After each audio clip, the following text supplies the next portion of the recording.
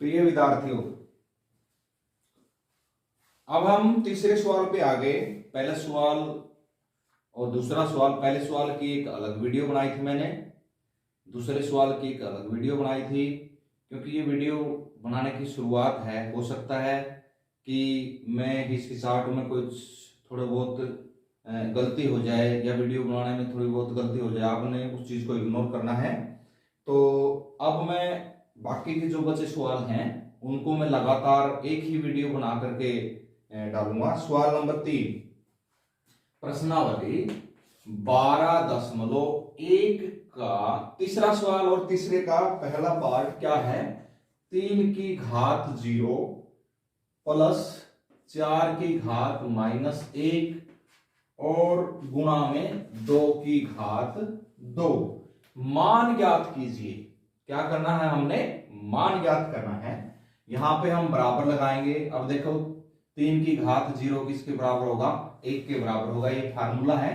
Plus देखो ये इसकी घात ऋणात्मक है, हम इसको धनात्मक बनाएंगे 1/4 और इसको भी हल कर लेंगे हम। 2 की घात 2 किसके बराबर होता है? 4 के बराबर होता है। यहां हम एलसीएम ले लेंगे, यहां 4 एलसीएम आ गया और 4 की और 1 की सीधी गुणा हो जाएगी 4 और प्लस 4 को 4 से भाग करेंगे 1 और 1 की 1 के साथ गुणा करेंगे तो क्या हो जाएगा? 1 और गुणा में क्या है? 4। अब हम इसका जोड़ करेंगे 4 और 1 5 और बटा ये क्या है? 4 और गुणा 4। 4 के साथ 4 कैंसिल हो जाएगा हमारा और इसका आंसर क्या हो जाएगा? 5। अब हम इसका दूसरा पार्ट करते हैं इसी तीसरे सवाल का। 2 की घात -1 गुणा 4 की घात -1 और गुणा गुणा नहीं है, ये भाग है, भाग 2 की घात -2। देखो इसको हम कैसे करेंगे? इसकी घात को हम धनात्मक बनाएंगे। यहां पे देखो इसको 1/2 लिख सकते हैं, गुणा इसको 1/4 लिख सकते हैं, भाग और इसको हम क्या लिख सकते हैं? 1/2 की शक्ति 2। ये क्या हो गया? 1 और 1 की गुणा करेंगे 1, 2 और 4 की गुणा करेंगे 8 और इसको भाग को हम गुणा में बदल लेंगे। भाग को हम किस में बदलेंगे? गुणा में बदलेंगे और ये जो 2 की 2 है ये ऊपर चला जाएगा, ये 2 की 2/1 और इसको हम यहां भी हल कर सकते हैं, इसको 4 लिख सकते हैं, 4 × 4 और 4 दूनी 8 और ये किसके बराबर आ जाएगा? 1/2 के बराबर आ जाएगा। तो चलिए ये आपके समझ में आ गया होगा प्रिय विद्यार्थियों। अब हम तीसरे सवाल का हम तीसरा पार्ट करेंगे। क्या है तीसरा पार्ट? 1/2 की घात -2 जमा 1/3 की घात -2 जमा 1/4 की घात -2। हम इसको कैसे हल करेंगे? सबसे पहले हम घात को धनात्मक बनाएंगे। घात धनात्मक कैसे होगी? ये हर जो ऊपर अंश बन जाएगा और जो अंश है वो हर बन जाएगा। ये 2/1 की घात 2 प्लस की हो गई। इसी प्रकार ये 3/1 की घात 2 जमा इसी प्रकार ये 4/1 की घात 2। तो इनको हल करेंगे हम। 2 की घात 2 किसके बराबर होता है? 4/1 और ये किसके बराबर होता है? 9/1 और ये किसके बराबर होता है? 16 के बराबर होता है /1 और ये किसके बराबर हो गए? 4 + 9 + 16 और ये किसके बराबर हो जाएगा? 9 और 4 13 और 16 किसके बराबर हो जाएगा? ये 29 के बराबर हो जाएगा। इसका आंसर है ये तीसरे सवाल का तीसरा पार्ट। अब हम तीसरे सवाल का चौथा पार्ट करते हैं। आप अपनी किताब साथ में रखें जब ये वीडियो देखें ताकि आपको समझने में परेशानी ना रहे। देखिए चौथा पार्ट इसका तीसरे सवाल का चौथा पार्ट क्या है?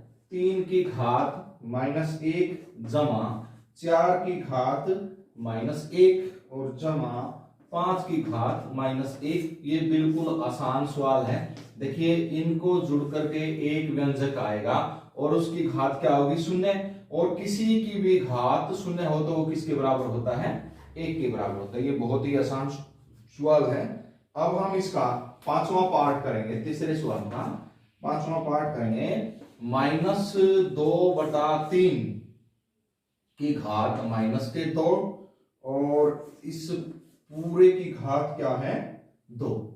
देखिए पहले जब भी आप गणित में कोई भी सवाल करें, सबसे पहले उसकी स्टेटमेंट देखें, रकम देखें, वो आपके समझ में आने चाहिए उसमें करना क्या है।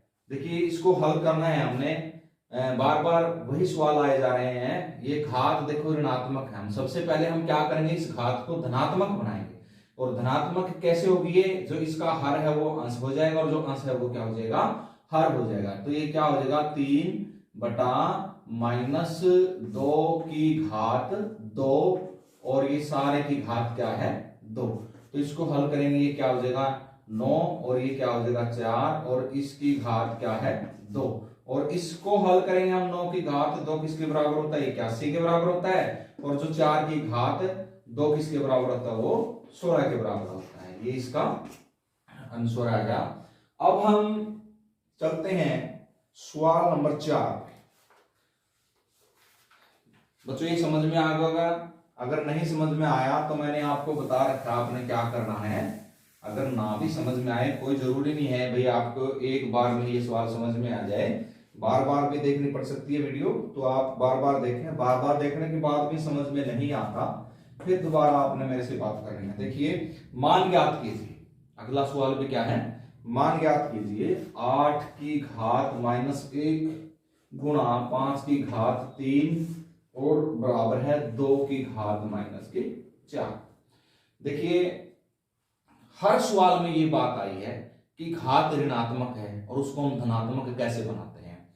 तो यहां भी देखिए हम इसको क्या करेंगे, जो 2 है उसको ऊपर ले जाएंगे, 2 की घात ये 4 प्लस का हो जाएगा, इसको यहीं रखेंगे क्योंकि इसकी घात धनात्मक है। और इसको हम क्या करेंगे, नीचे ले आएंगे। अब इसको भी हम क्या करेंगे, या तो इसको ऐसे कर लो, 2 की घात 4 किसके बराबर होता है, 16 के बराबर होता है। और 2 की घात ये 5 की घात क्या है 3। तो हम, और नीचे ये क्या है 8, इसको मैं दोबारा से लिख देता हूं, ये 5 है।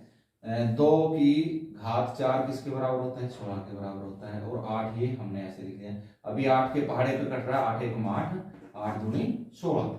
अब हम इसको हल करेंगे, ये तो 2 हो गया और 5 की 3 बार गुणा करेंगे तो ये किसके बराबर हो जाएगा, 125 के बराबर हो जाएगा। और इन दोनों की गुणा करेंगे तो ये किसके बराबर हो जाएगा, 250 के बराबर हो जाएगा। अब देखिए इसी का दूसरा पार्ट, सवाल नंबर 4 है, जो सवाल नंबर 4 का दूसरा पार्ट, 5 की घात -1 गुणा 2 की घात -1 और इसको ब्रैकेट में रख के गुणा 6 की घात -1 और ये 4 का दूसरा सवाल, ये 4 का चौथे सवाल का दूसरा पार्ट है। अब देखिए इसको हमने कैसे हल करना है।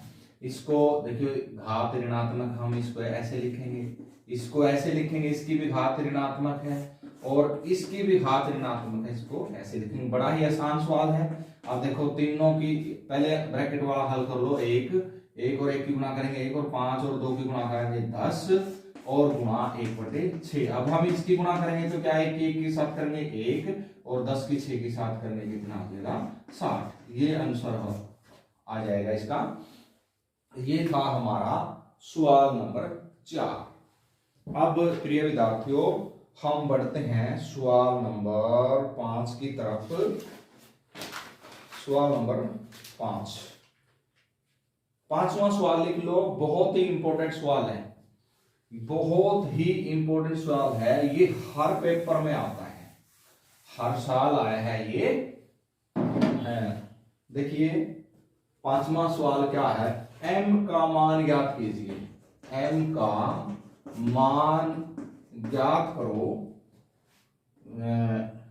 ज्ञात करो यदि ये दे रखे 5 की घात m भाग 5 की घात -3 और बराबर है 5 की घात 5।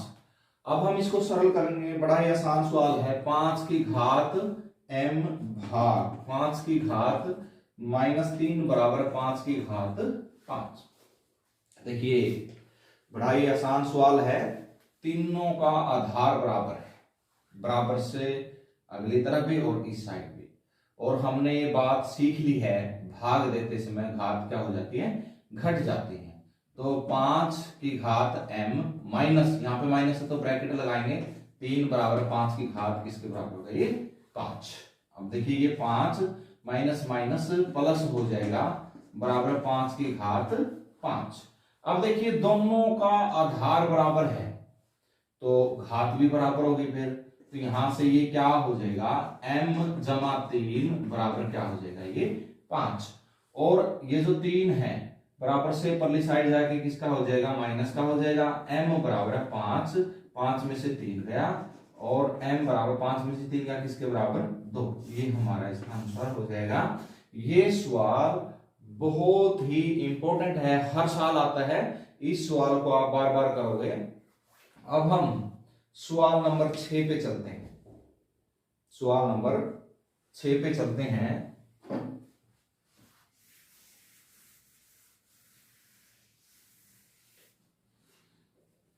मान याद कीजिए, छठे सवाल का पहला पार्ट, मान याद कीजिए 1/3 की घात -1 माइनस 1/4 की घात -1 और पूरे की घात क्या है, -1। देखिए हम इसको हल करेंगे, पहले हम इसको हल करेंगे। बराबर देखो घात ऋणात्मक है तो ये किसके बराबर हो जाएगा, 3 ऊपर चला जाएगा, ये इसी प्रकार ये 4 ऊपर चला जाएगा, ये प्लस का हो जाएगा और इसकी घात क्या है, -1।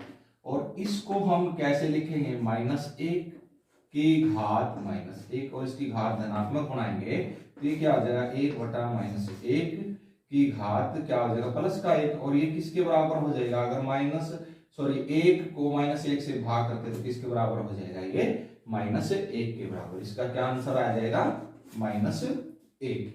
अब हम सवाल नंबर 6 का दूसरा पार्ट हम करेंगे, प्रश्नावली 12.1 का 6 का दूसरा सवाल। 5/8 की घात -7 गुणा 8/5 की घात -4। देखिए बड़ा ही आसान सवाल है, मैं इस सवाल को नहीं समझाऊंगा, आपने ये खुद करना है। थोड़ा सा बता देता हूं, देखो पहले हम घातों को धनात्मक बनाएंगे। धनात्मक कैसे कि जो हर ऊपर चला जाएगा, अंश नीचे आ जाएगा और ये घात प्लस की होगी, गुणा इसी प्रकार ये 5/8 की घात 4। इससे आगे आपने ये खुद करना है।